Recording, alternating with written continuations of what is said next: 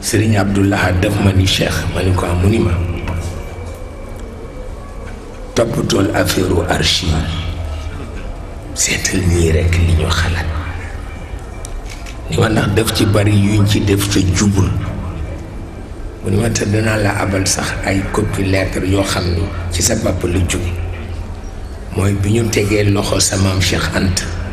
réaction yam ca def moo tax ñu teggi seen loxo ñoom tubaab yi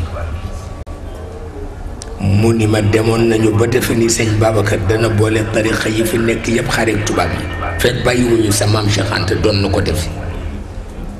mu ni ma naa la yónnee copie lettre yi mu ci bind ni ma waaye na nga toppatoo affaire archive ma ni ko ñaari at a ngi maa ngi ciy liggéey ñaari at mu ni ma ko ci collaborer ma ni ko Omar Ba sa mos ma ni ko laaj ko ma ni ko téere bi mu ci bind ci maam Serigne Touba maa ko jëkk a liir mosu koy édité ma ni ko maa ngi ci bopp ba tey man kay nag da xam naa li may def lan la waaye keroog dafa bëgg ba nga ni lii lu mu doon ni ma waxal xale yi ñu am yitte waaw waxal xale yi ñu am yitte waxal xale yi ñu am yitte mu ni ma ndax réew mi baaxul mu ni ma gis nga kii maal bële ay lettre anonyme rek a ci ne lu ne ñu yàkkama ko